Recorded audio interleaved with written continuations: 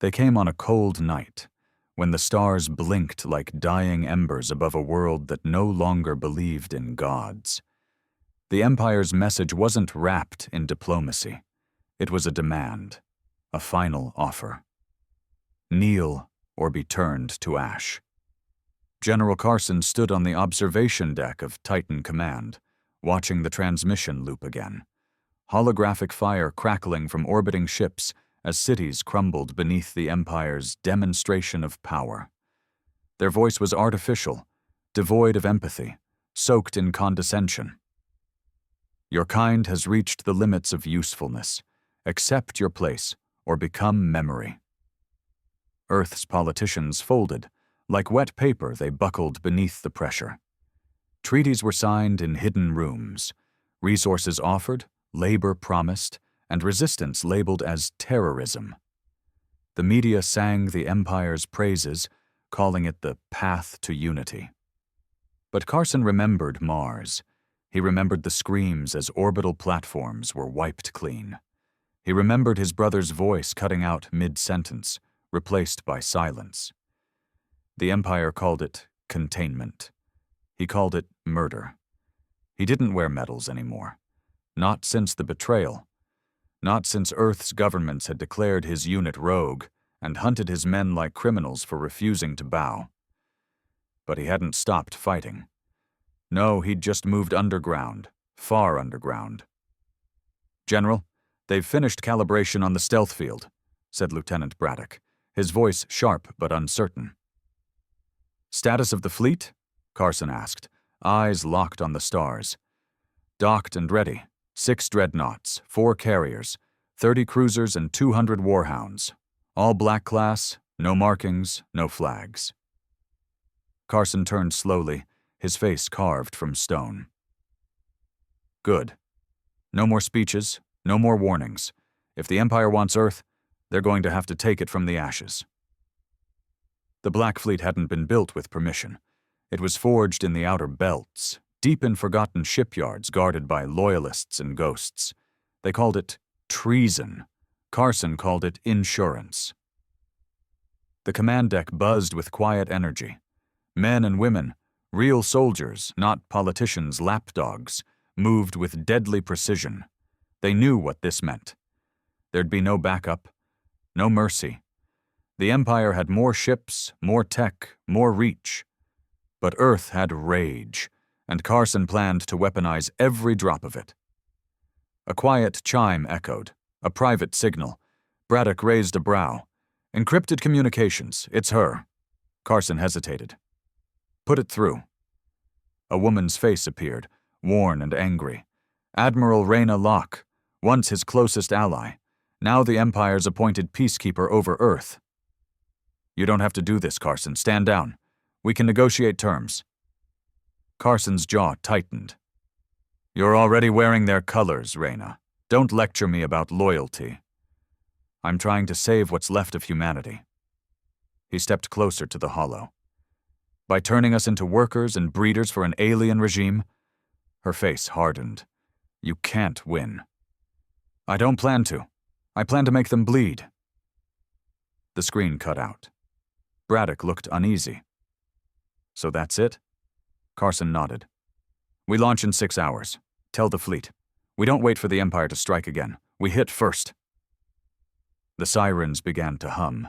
The underground hangars hissed open like the jaws of some ancient beast. Black ships, sharp as razors and invisible to scans, began to rise. Humanity wasn't surrendering. Humanity was roaring back. 6 hours later, the hangars rumbled as ancient engines ignited in sequence. The underground bay beneath the crust of Enceladus, Saturn's ice moon, shook with the controlled rage of warships born in secret. Each vessel of the Black Fleet was a sin, unauthorized, unregistered, untraceable, and each bore the silence of the dead. They had no national banners, no transmission codes, no diplomatic protocols. Just cold, matte black hulls with fusion cores that pulsed like angry hearts. General Carson stood on the bridge of the dreadnought Aegis Wraith, staring at the fleet's tactical map. It glowed with dozens of markers, each one a ghost ship ready to defy an empire that spanned 1,000 systems. His second-in-command, Braddock, adjusted his gloves nervously. "Fleet is go. Jump drive synchronization complete. Waiting on your mark, sir." Carson nodded, but didn't speak. He was watching a blip on the edge of the map. The Earth's solar defense array, now under Empire control. The last time he saw that station, it was commanded by real humans. Loyal ones. Before they were replaced. Before they were executed. "Sir," Braddock pressed, "once we jump, there's no reversing course. If they detect us before we get past Saturn's edge—" "They won't," Carson said flatly. "Not with the stealth fields running full tilt. And if they do, we finish what they started." Braddock hesitated, then gave the nod. "Yes, sir." Carson looked around the bridge. Men and women in stolen uniforms. Veterans from Mars, from Io, from the orbital riots of Europa. Survivors. Ghosts. They all had their reasons. Some had lost family. Others had lost homes. Carson had lost everything. His brother, his career, his faith in the species he once swore to protect. "Execute jump," he ordered. With a shudder, space bent around them. The stars stretched into lines, then darkness. The quiet between systems. The kind of quiet only old soldiers knew how to appreciate. It lasted for 2 minutes, then alarms. "Multiple pings, sir! We're being scanned! Scramblers caught it just in time!" Carson's eyes narrowed. "Empire?" "No, sir. Human signature, but Imperial tech. Earth's orbital guard." Carson clenched his fist. "Raina."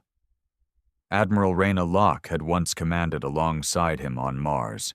She'd pulled him out of a collapsed station, bloodied and half-blind, carrying him on her back through a radiation storm. He remembered her cursing through the smoke, promising they'd never bow to foreign flags. And now? She was the one who'd signed the order branding him a traitor. "Activate countermeasures," Carson growled. Static filled the comms. Then a voice, crisp, measured, familiar. "Carson, I know you're out there." It was her. Carson said nothing. The bridge waited in silence. "You don't have to do this," Raina continued. "Turn back. I'll erase the charges. We'll pretend this never happened." Braddock scoffed under his breath. Carson raised a hand. "Patch me through." Static cleared. "You still pretending you're the hero in all this?" Carson said, his voice cold. "Number I gave up on being a hero when Earth chose surrender over extinction." "Extinction?" Carson spat. "You think we're still alive under them? We're livestock, breeding stock for hybrids, data mines for their AIs. They're dissecting children in the name of evolutionary study, Raina. How the hell can you call that survival?" Silence. Then her voice, quieter. "You saw what they did to Mars, to Titan, to Venus. We had no chance." "We did," Carson said. "We still do." "No, we don't. But what you're doing, you'll bring their full wrath. You won't just die, you'll get us all killed." Carson leaned forward. "Then let them come." He cut the line. The bridge burst into motion. "Tactical fleet split," Braddock called out. "Wraith-class cruisers taking lead, warhounds in flanking formation. We're on approach to the outer defensive grid." The solar defense ring loomed in the distance. A chain of ancient satellites and particle cannons rebuilt with Empire tech. It had once protected Earth. Now it kept its own people imprisoned. "Begin blackout approach," Carson ordered. "Scramblers active. No communications. We hit hard and fast." The dreadnought Aegis Wraith accelerated. Around it, the Black Fleet shimmered into position, moving like a predatory pack, invisible to most scans, silent and deliberate. They reached the outer perimeter in minutes. A low alert echoed across the ship. Then explosions. "Contact. Empire picket ship, small class. We're not invisible anymore." Carson didn't flinch. "Engage." The battle began in fire. 2 warhounds screamed past the dreadnought, unleashing barrage torpedoes that detonated against the Empire ship's hull. Shields flared. The picket ship returned fire, but it was too slow, too arrogant. It didn't expect humans to fight like this. Not anymore. In seconds, the Empire ship was gutted. Black steel tore through its belly. It exploded in silence, a fireball devoured by vacuum. "Keep moving," Carson shouted. "They'll know we're here now." They did. Within moments, the defense grid lit up. Plasma batteries turned outward. Empire dreadnoughts, stationed like watchmen in Earth's orbit, began to pivot. The Black Fleet accelerated. Carson watched the screen as one of their warhounds was caught mid-turn. A direct hit. No time to eject, no survivors. The ship blinked off the map. "Cavalier 4 is down," Braddock whispered. Carson didn't speak. The fleet kept pushing. Dreadnoughts hammering the defense grid. Warhounds darting in and out, drawing fire, baiting the Empire ships into pursuit. Then the real blow came. The Aegis Wraith turned upward, toward Earth's sky, and launched its payload. 4 tungsten rods, packed with kinetic boosters. A weapon older than the Empire itself. No explosions, just gravity and velocity. The rods punched through orbital stations, tearing them apart like wet tissue. One collided with the main communications array, silencing Earth's transmission towers. Carson felt the tremor in his bones. "Message delivered," he said quietly. Then a new sound, a shrill alert, something big. "Sir," Braddock breathed, "they've sent it." On the edge of the solar system, past Neptune, a new signature had entered the system. It was massive. A carrier. No, more than that. A capital command ship of the Empire's Inquisition class. It wasn't just here to destroy. It was here to conquer, indoctrinate, and enslave. "They've committed a flag," Braddock said. "They're taking us seriously now." Carson stared at the glowing red marker. "Good," he said. "They finally see us." The bridge grew quiet again. Braddock turned to him. "This is it, isn't it?" Carson nodded. "Once the flag enters Earth's orbit, we go full offensive. We bring every ship we've got. We show them what they forgot, that humanity doesn't break. We burn. We bleed. But we don't kneel." The stars warped around the advancing command ship, like light caught in the throat of a black hole. Even the hardened veterans aboard the Aegis Wraith fell silent when the Empire's flagship emerged from the darkness. It wasn't just large, it was unnatural. A vessel of that scale shouldn't move so smoothly, so silently, through space. Its hull shimmered like obsidian glass, jagged with irregular angles that seemed to defy physics. Energy pulses rippled along its sides, a sign that its core wasn't nuclear or fusion-based. It was something else, something alive. "Visual uplink established," Braddock said, his voice thin, feeding into primary. The display bloomed to life. The flagship loomed across the screen like a city stretched through time, dwarfing the entire Black Fleet.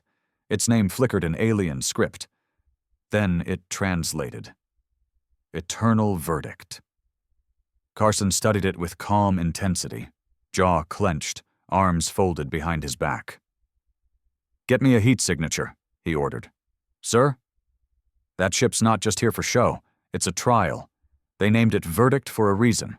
There's something on board, a tribunal or a weapon. Maybe both. Find it." The deck officers scrambled. The Eternal Verdict didn't fire. Not yet. It just floated, absorbing data, reading everything.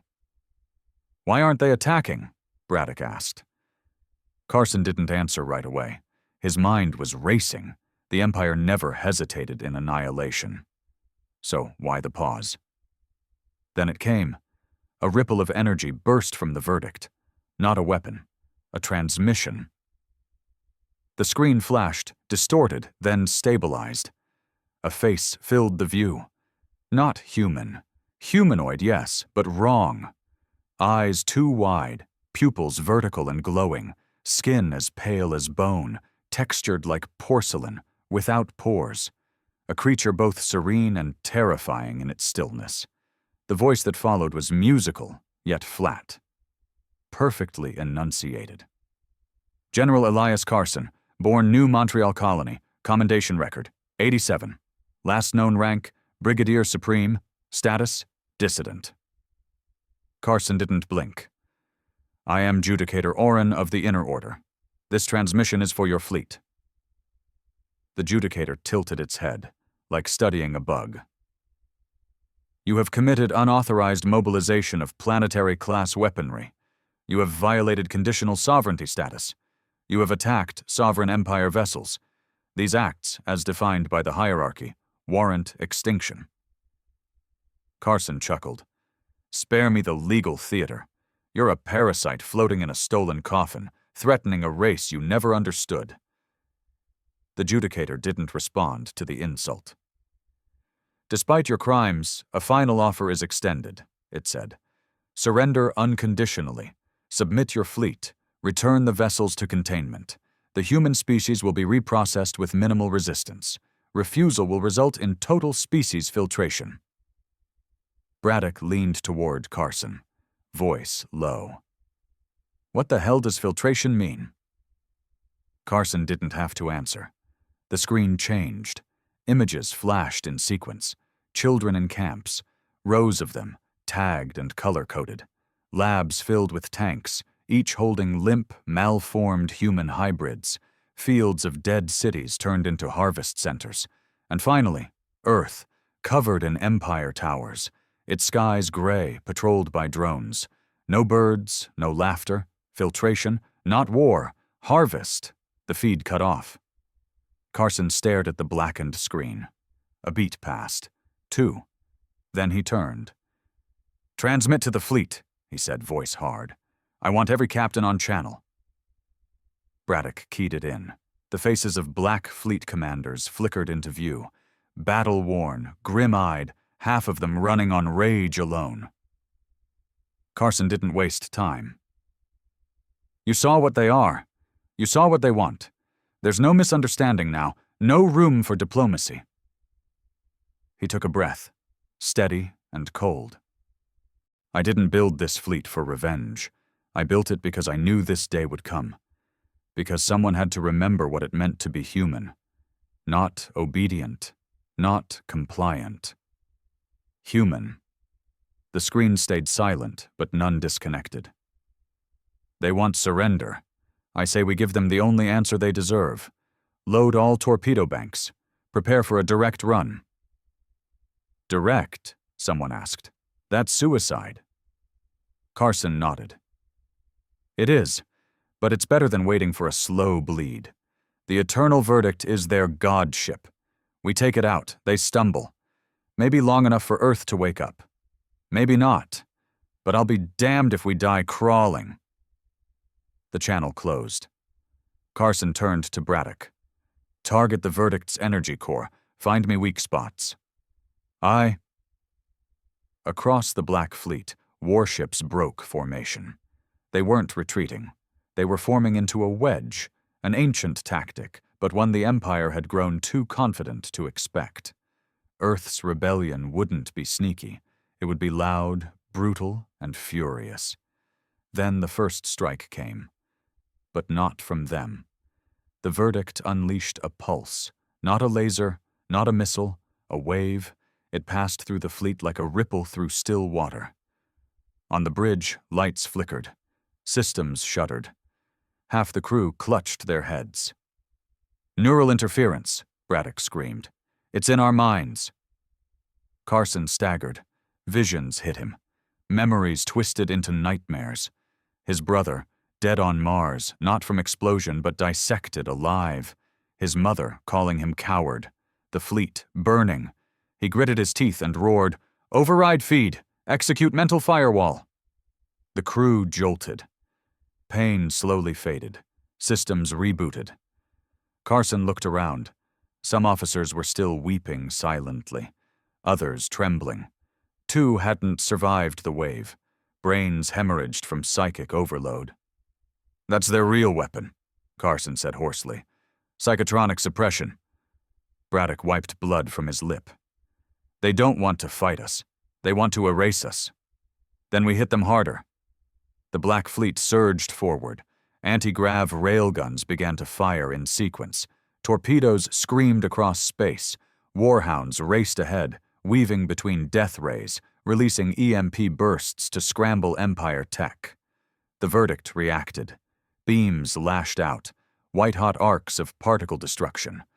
One cruiser was sliced clean in half, bodies tumbling into space. Another disintegrated under a sustained beam. But they kept going. The Aegis Wraith fired a salvo of armor-piercing tungsten shells. One struck true, piercing the Verdict's outer shell, not deep but enough to scar it, enough to remind the Empire that humans fought dirty. "2 more dreadnoughts down," Braddock shouted. "But the core, sir, we have a reading. They've got a central thermal sink. If we breach it—" "We overload it," Carson finished. The Wraith turned hard, engines screaming. They raced through debris, dodging burning wreckage and firestorms of plasma. The core vent became visible, a massive ring on the Verdict's underside, glowing blue. "Lock in all torpedoes. Full payload. I want simultaneous impact."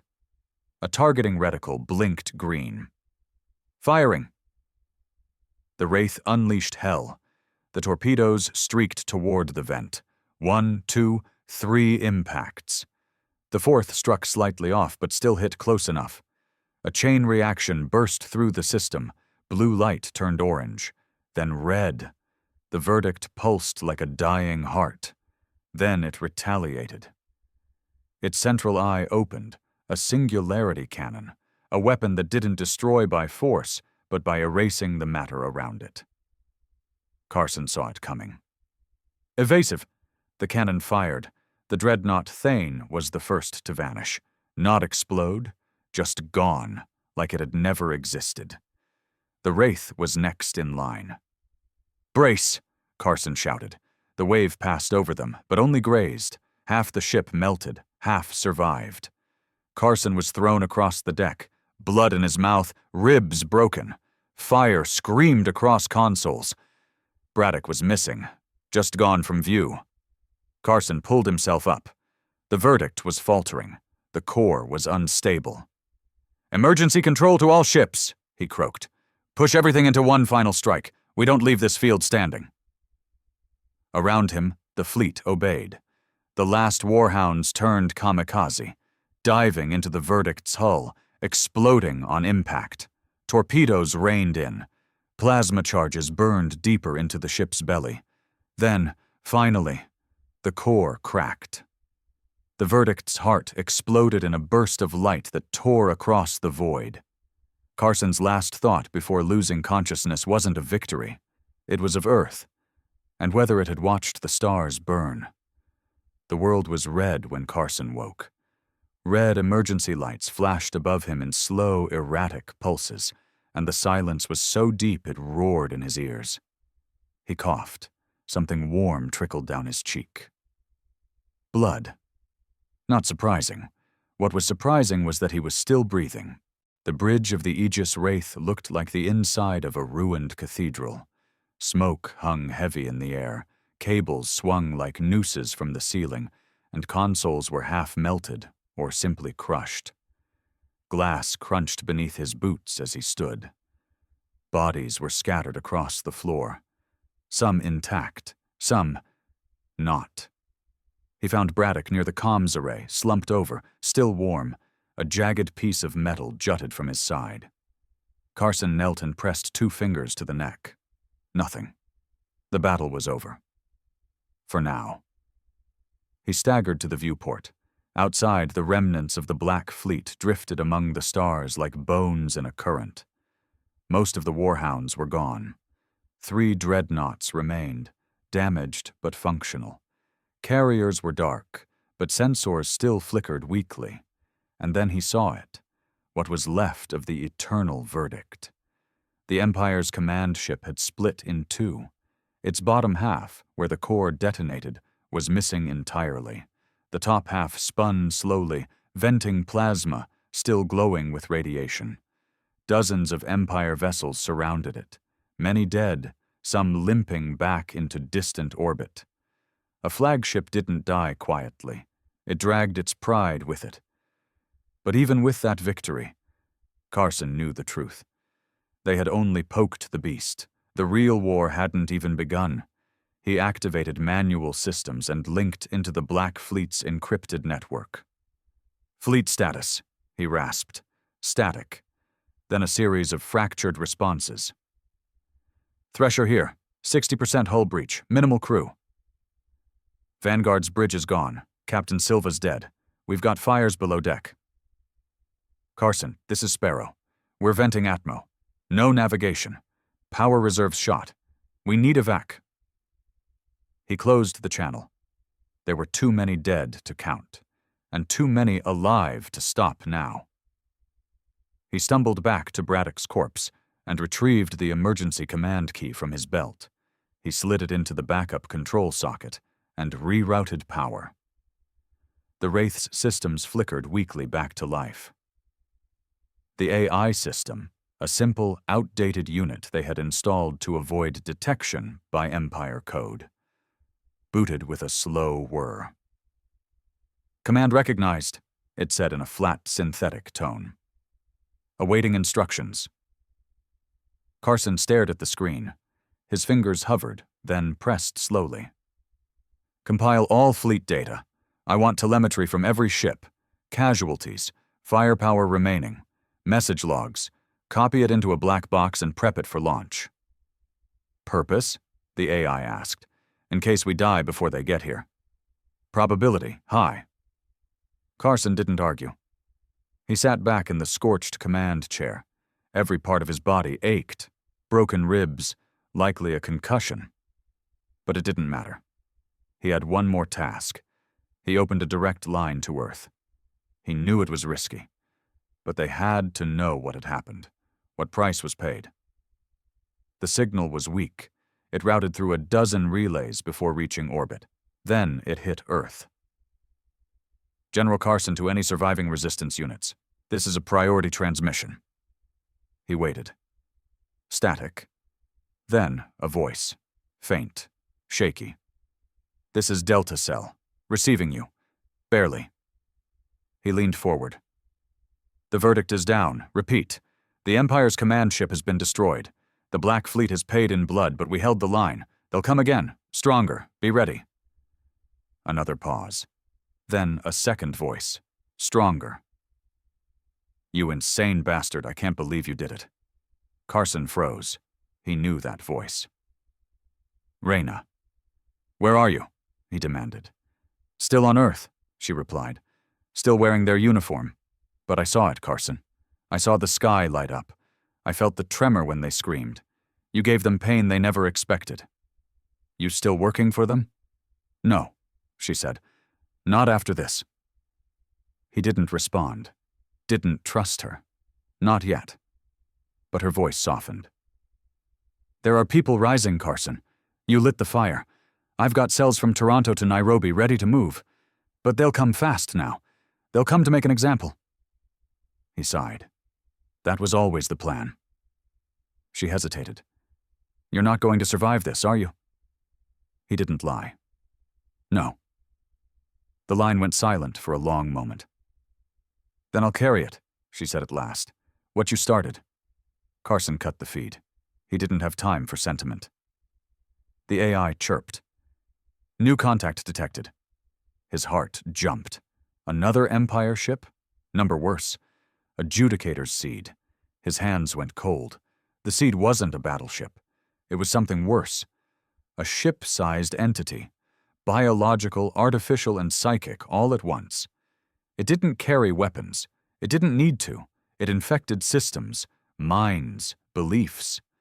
The Empire had sent it to retake control of Earth's population through indoctrination, not force.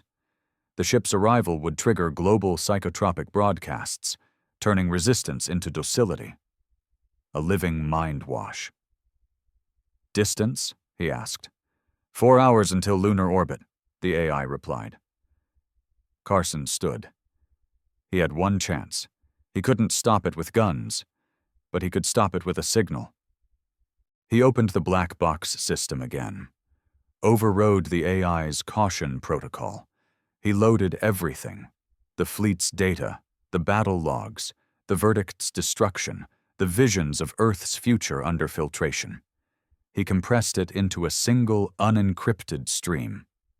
Then he set it to broadcast, across every Empire frequency. No filters, no firewalls. "Are you certain?" the AI asked. "Doing so will expose this ship." "Yes." He looked at Braddock's body again. "They deserve the truth." He pressed the key. Across the stars, Earth's people and the Empires began to see images of the verdict cracking apart, audio logs of Judicator Orin threatening extinction, footage from orbit showing the Black Fleet's final charge. Inside bunkers, homes, and barracks, civilians and soldiers alike watched. The Empire's control fractured, if only slightly. And for the first time in years, some of them felt something dangerous. Hope. The Seed still approached, but Carson wasn't done. He sat at the helm, blood dripping from his chin, hand resting on the self-destruct trigger. As the Seed came into view, a monstrous silhouette made of pulses and skin, he whispered a final line to the void. "You wanted surrender. You got fire instead."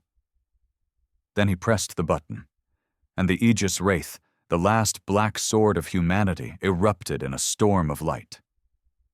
The day Carson died, the skies above Earth turned red, not from blood, but from defiance.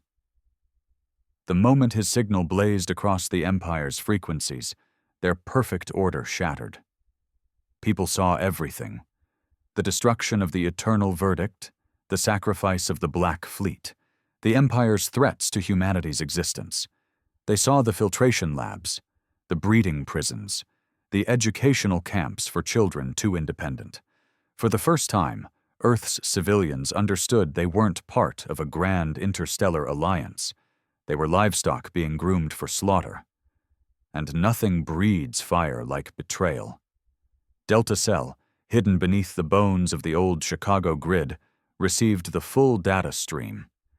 Its leader, Merrick, watched it unfold on a cracked projection wall, fists clenched until his knuckles turned white. Beside him, his lieutenant, a scarred woman named Vera, whispered, "It's real." Merrick didn't speak. He didn't blink. He'd served in Earth's planetary guard before the surrender, before the politicians smiled and handed the world over in exchange for protection. He had lost 2 daughters in the integration program, told they were being taken to elite academies. They never came back. No bodies, no explanations, only silence. And now he knew why. "Mobilize every unit," Merrick said. "I don't care if they've only got knives and rocks. If they can breathe, they fight." Vera nodded and left to spread the word. Within hours, resistance groups long disconnected re-established links. Messages pulsed through tunnels, tapped into old sewage systems, buried power lines, and even encoded in the noise of radio shows and pirated music streams. The Black Fleet's sacrifice wasn't just a symbol, it was a call to arms. But not everyone who saw the message was inspired. Some felt fear, others, opportunity. In the gleaming towers of New Beijing sector, High Administrator Call stood before the Empire's local interface panel. His palms were slick with sweat. He had seen the footage too, and he knew what it meant. Humanity was waking up. He couldn't let that happen. The Empire had made him powerful. Rich. They had installed him as one of Earth's 20 planetary managers, rewarded for loyalty, obedience, and silence. His job was to ensure compliance, and he had done it well, until now. The transmission from Carson had triggered unrest, protests in the sectors, riots in the lower zones, armed skirmishes in the industrial rings. He turned to his assistant, a slender man named Kess with 2 bright eyes. "Where's the Seed?" Landed, northern Siberia quadrant. They're deploying the thought field as we speak. Good, Call muttered. We can still reverse this. Kess hesitated. Sir, if I may. What? The resistance has a face now, Carson. The man who destroyed the verdict. His image is everywhere. Call scoffed. He's dead. Yes, that's why they'll worship him. Call turned away. The Seed's psychic broadcasts would soon smother all that. Thoughts of rebellion, freedom, pain. They'd all melt under the influence of the Empire's technology. It didn't need guns, just time. But time was running out. Across Earth, the resistance began to strike. They moved in the shadows, hitting data hubs, blowing up surveillance towers, cutting into the Empire's neural net.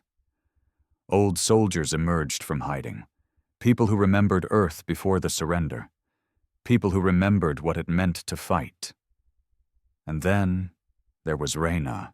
She had returned to her old home in Nairobi, now a glimmering Empire hub built atop the ruins of her childhood.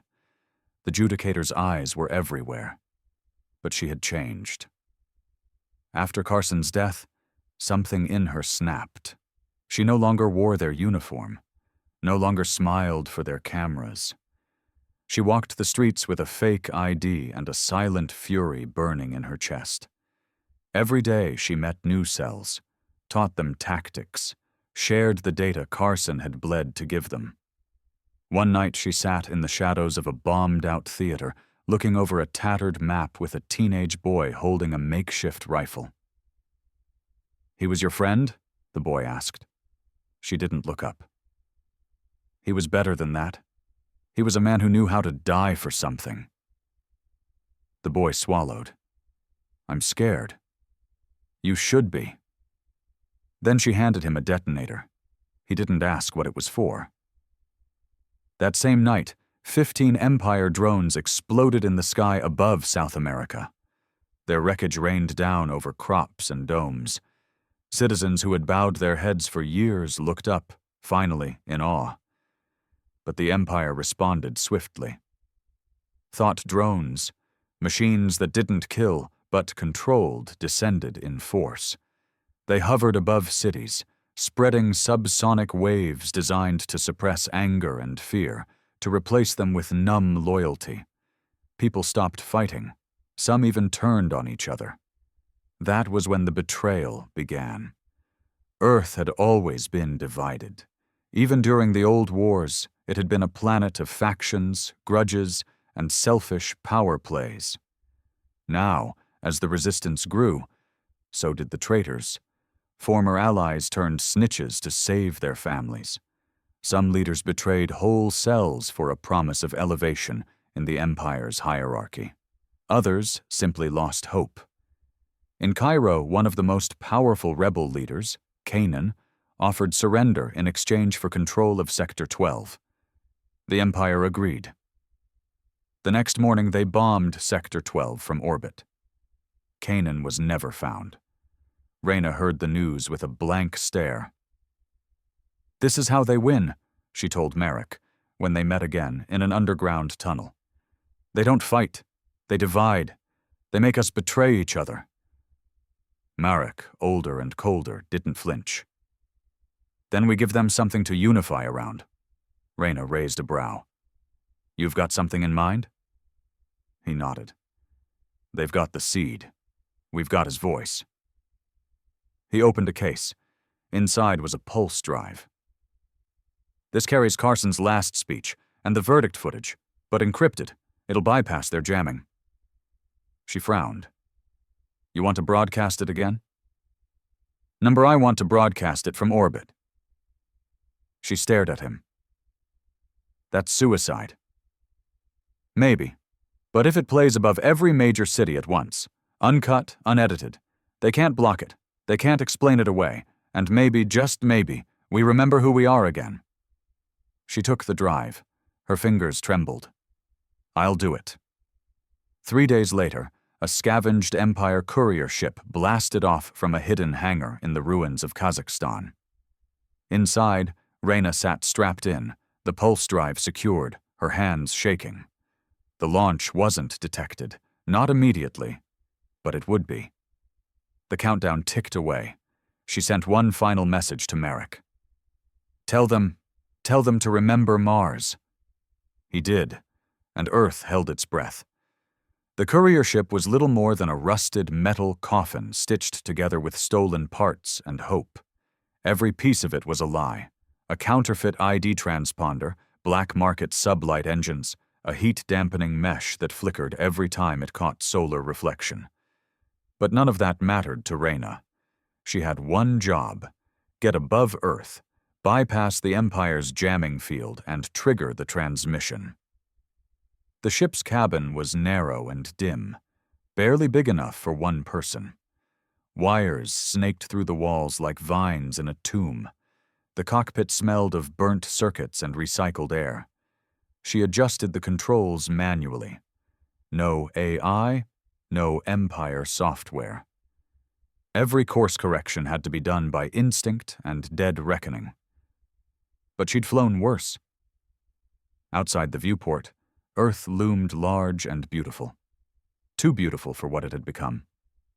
A blue and green marble speckled with thin clouds, turning slowly beneath her. But she didn't see peace. She saw chains, cities humming with thought drones, families sedated into silence, old men and women who couldn't even remember what rebellion felt like. Approaching upper orbit, she muttered, flicking the nav switch. The ship's stabilizers sputtered, then held. She checked the drive. The encrypted pulse signal Carson had died to send. It was there, ready.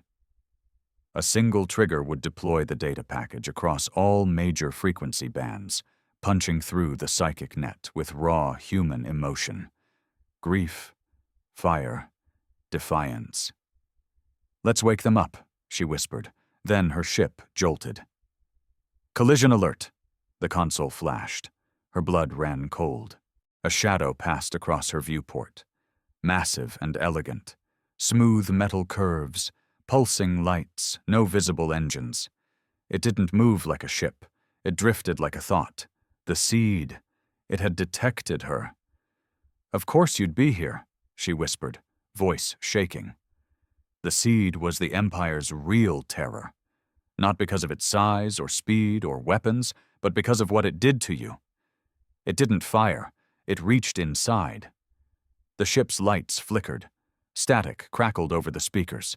Then came the voice, not over the radio, but inside her mind. You should not be here, Raina. She gritted her teeth. It wasn't speaking in words, not really. It was thought, injected into her brain like a toxin. I know what you are, she said aloud. You're not a god. You're a machine that got too clever. You are alone, dying, lost. You don't matter. Carson mattered, she hissed. He failed. No, she said. He hurt you. Silence. Then the ship shuddered again. Her vision blurred. The walls around her began to bend, twist. Her own reflection in the console glass began to move differently than she did. Her mind was being peeled apart. She slammed her fist into the control panel. The drive still blinked. Functional. You cannot stop us. Humanity is a broken code. You were given mercy. You rejected it. Mercy isn't slavery. Then something happened. The seed activated its core. Outside, it blossomed, literally opened like a flower of nightmares. Its center pulsed with dark red light, glowing like a wound in space. From it emanated waves, raw psychic pressure, distorting gravity, space, and consciousness. Raina screamed. Memories slammed into her. Her mother crying when she was taken into Empire service. Carson bleeding out in a collapsing Martian bunker, whispering, "Don't forget who you are." The faces of those she had condemned during her time as an Empire enforcer. The boy in Nairobi with the makeshift rifle. And then, nothing. She floated in blackness. Alone. Until another voice came. Not the seed, not alien. Familiar. Get up. Her eyes snapped open. Her ship was spinning, tumbling toward Earth's gravity well. Warning alarms blared. She didn't know if it was Carson's voice. Could have been a memory. Could have been madness. But it was enough. She grabbed the control yoke and fought. Her knuckles went white. The ship screeched in protest. Flames licked at the hull, but she pulled up, engines straining. The Seed pulsed again, trying to stop her. But she didn't stop. She reached the broadcast altitude, 30,000 feet above the Empire's communication array. Close enough. She flipped the final switch. Broadcast initiated. The panel blinked. Then, light. The transmission screamed across the Empire's networks, a cascade of forbidden footage. Carson standing before the Black Fleet. The eternal verdict exploding. Children in cages, drones harvesting organs, psychotropic labs turning minds to mush. Raina's own confession. I served them. I believed them. But I was wrong. All of it, every second, every city, every dome, every station, they saw. People screamed. Some collapsed, overwhelmed by truth. Some stared in horror. Some grabbed weapons. And for the first time in years, a spontaneous riot broke out in the Empire's largest Earth dome, Sector Prime. Guards were dragged down, drones were hacked, civilians painted Carson's face on walls with fire. Raina's ship spun out. The Seed, weakened by the psychic backlash of its failed suppression, tried to retreat, but too late. From Earth's surface, a stolen plasma cannon fired, a direct hit. The Seed trembled, its petals collapsed, its glow flickered. It fell, not destroyed, but broken. Raina smiled through the blood in her mouth. Guess humans aren't as dumb as you thought. She lost consciousness before the crash. Back on Earth, Merrick watched from an old satellite feed. He saw the Seed fall. He saw the fires light up across domes and zones and cities. Get everyone moving, he told Vyra. The war's not over, but we've got something now. What's that? She asked. He looked toward the screen.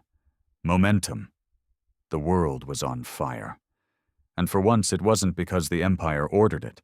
It was because Earth had finally stood up.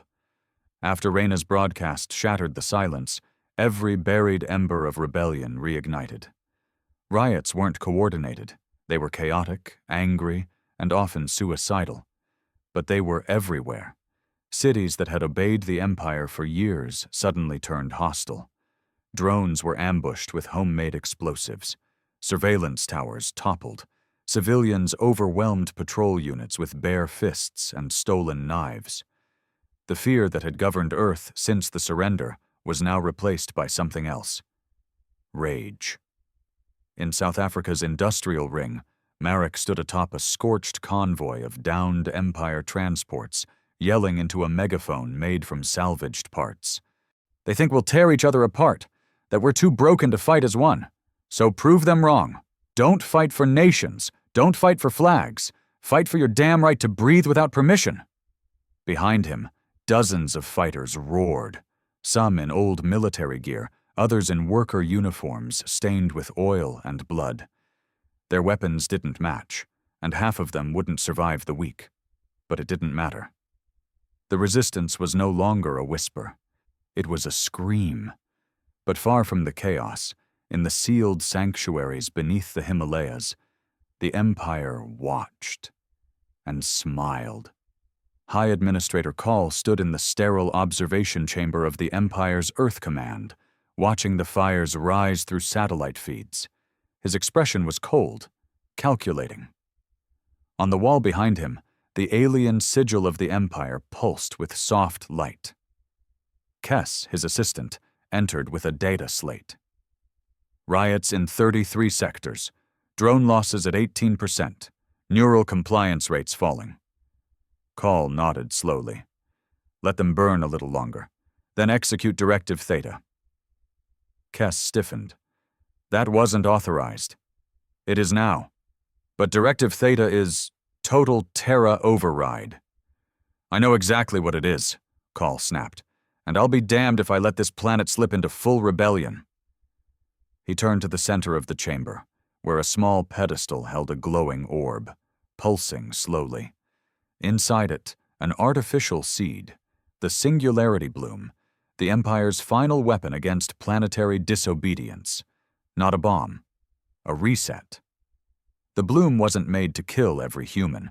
It was designed to collapse all synthetic infrastructure on a planet and overwrite the biosphere with Empire-coded DNA. Earth's machines, networks, and even its bacteria would be restructured. What survived would be optimized. What didn't was irrelevant. "Prep the bloom for planetary integration," Call ordered. "Let the rebels scream. Let them win their little battles. When the bloom activates, there won't be a damn thing left to fight for." Cass hesitated. "What about the cities under Empire control?" Call's eyes were flat.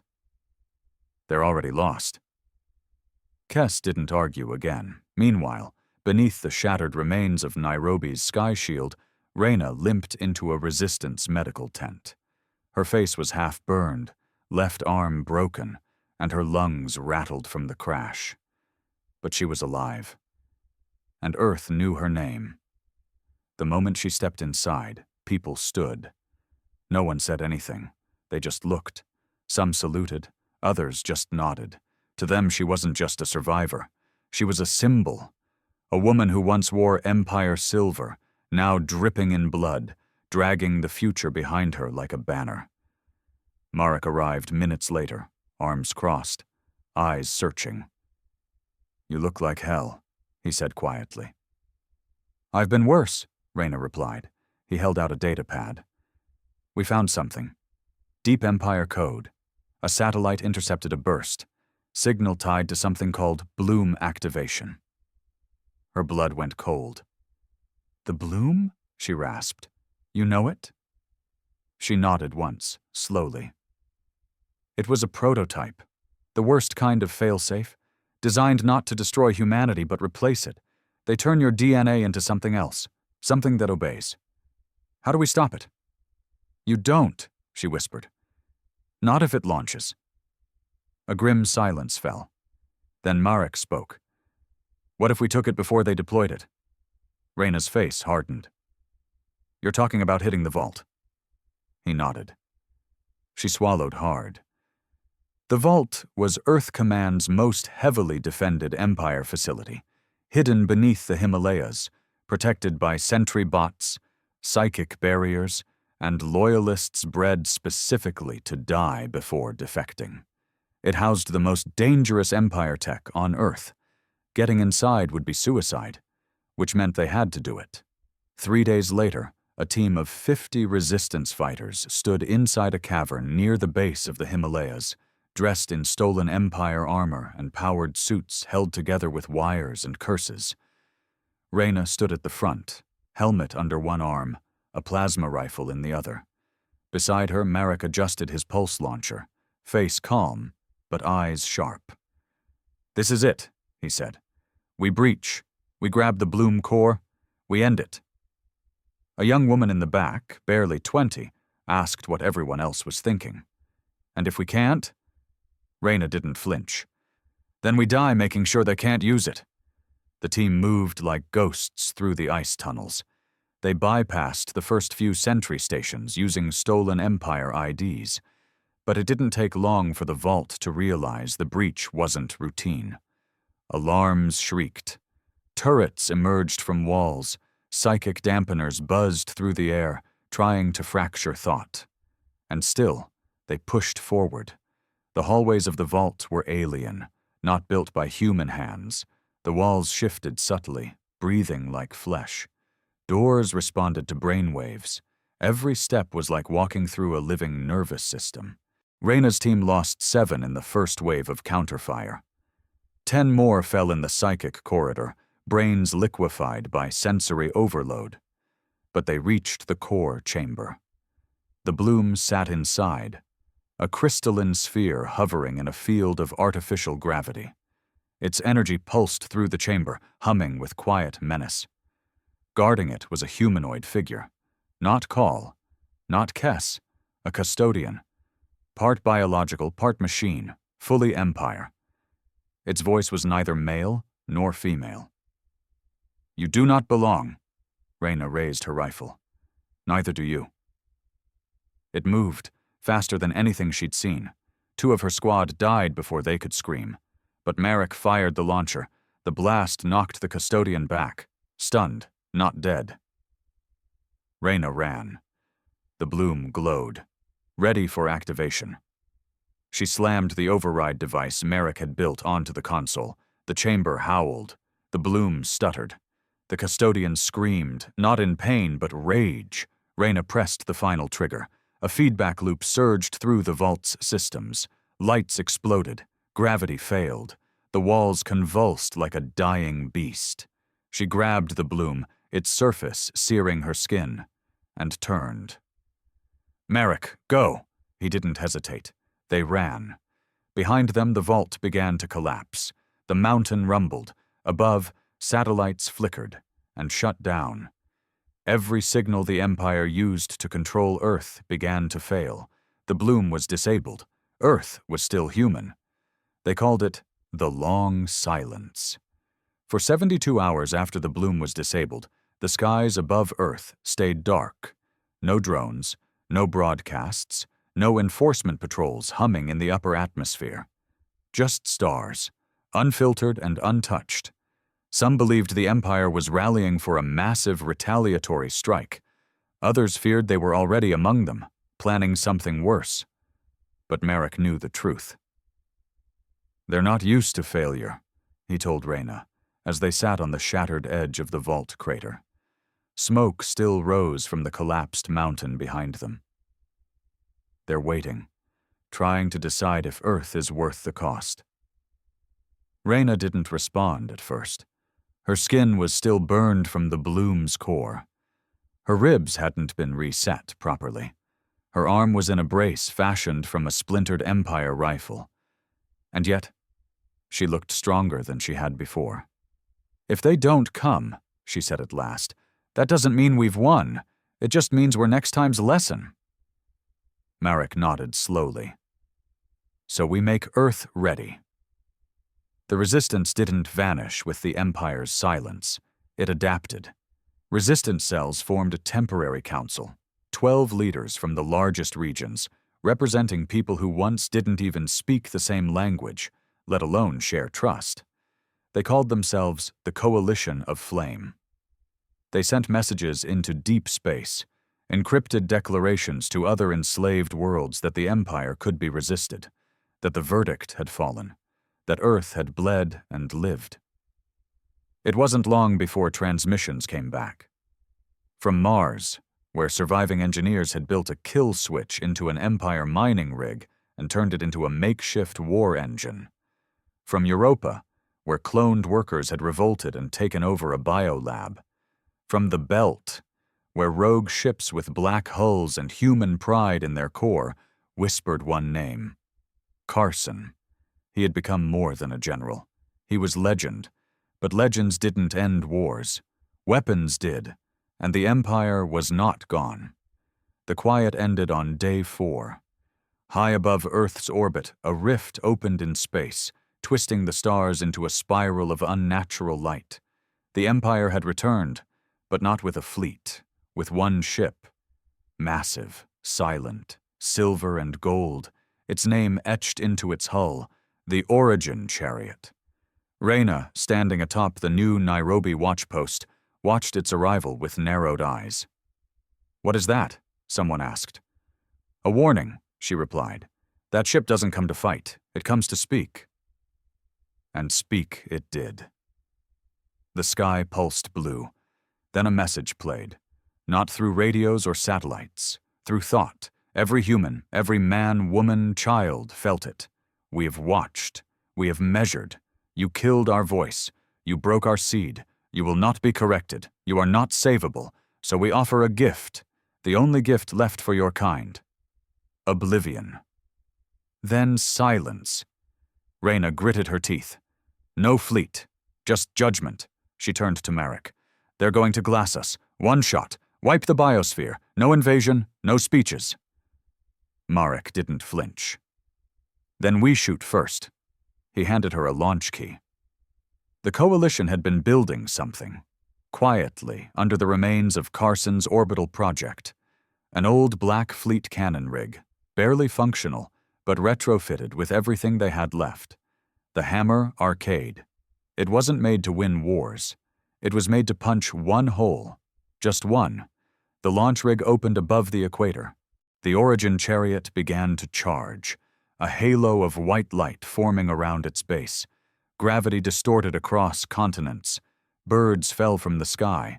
The oceans began to tremble. But the Hammer fired first. A single spear of cobalt plasma surged upward, wrapped in magnetic armor, moving faster than light and heat combined. It struck the Origin's underbelly just as it prepared to fire. The explosion was silent, but the shockwave wasn't. Every city heard it, like the sky screaming in agony. The chariot cracked, then ruptured.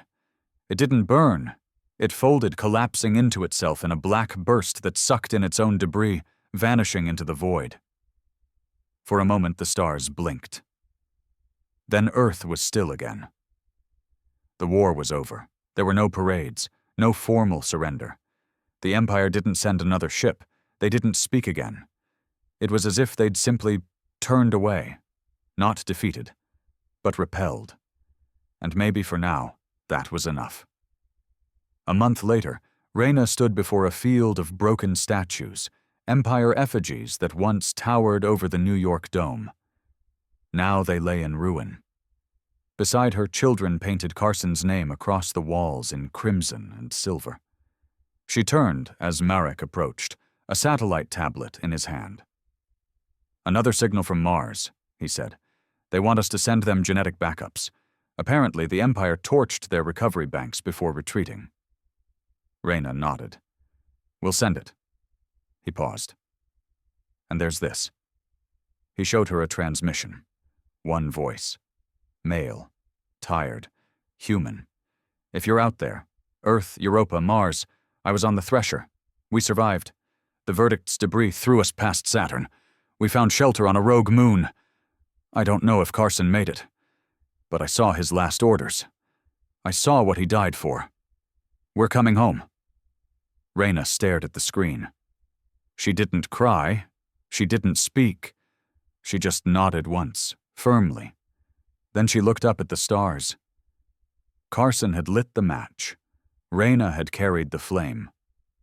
Now Earth burned with memory, not of pain, but of purpose. And the galaxy would never forget the world that dared to say no.